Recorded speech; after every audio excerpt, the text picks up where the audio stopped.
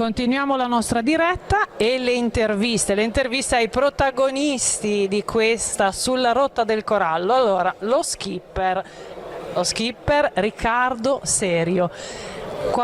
Qualche domanda veramente su questo, quello che ti ha lasciato questa iniziativa, questa incredibile esperienza? Allora, sicuramente un'iniziativa fantastica che lega storia, sport. Ma c'è stato un momento in cui ti sei, come posso dire, detto ma questa è proprio un'avventura, non è poi così semplice fare girare per mare? Allora, al largo di Calasetta abbiamo incontrato un mare veramente teso, un vento che superava i 30 nodi e a un certo punto si è strappato un paterazzo, quindi un cavo d'acciaio che tiene l'albero e siamo dovuti tornare indietro e grazie alle maestranze del luogo ci hanno riparato la barca, l'imbarcazione, siamo riusciti a proseguire.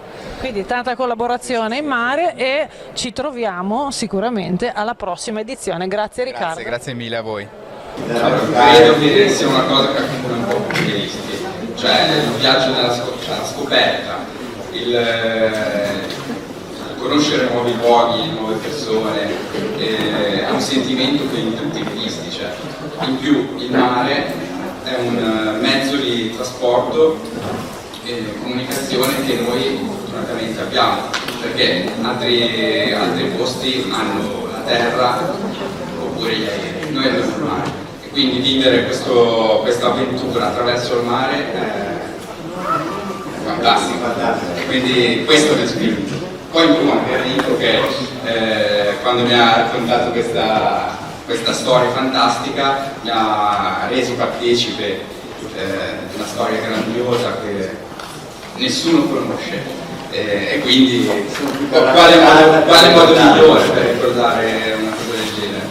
Tu come velista hai fatto un viaggio di 1000 miglia, Sì. sei arrivato in Tunisia, sei arrivato all'aeroporto. Sì. Ogni volta che arrivavi, che sbarcavi, incontravi questi posti nuovi, cosa ti dicono? Allora, credo che ci sia un fil rouge che lega questi luoghi, perché quando siamo arrivati in tutti questi luoghi il comune denominatore è stata l'accoglienza e la generosità di queste comunità che ci hanno accolto veramente a braccia aperte e ci hanno talvolta anche aiutato tantissimo a risolvere dei problemi tecnici che cadono durante queste regate così lunghe.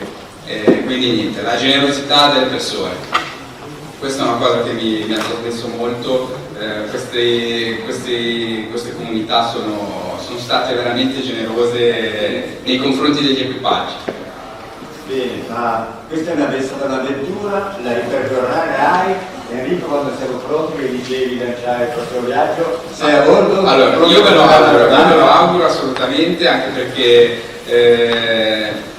come ricordo, io come auspicio spero che sia più che un ricordo che si trasformi in una tradizione, perché le tradizioni a mio avviso sono le cose che più riescono a tenere vivo il ricordo.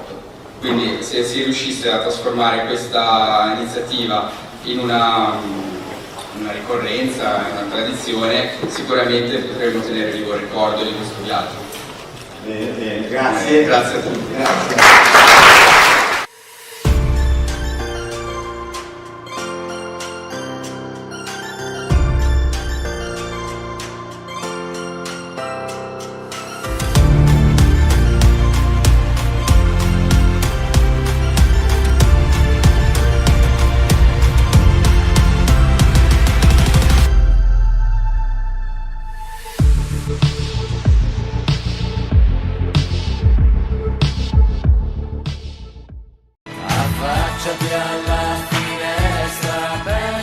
Una finestra su Monaco.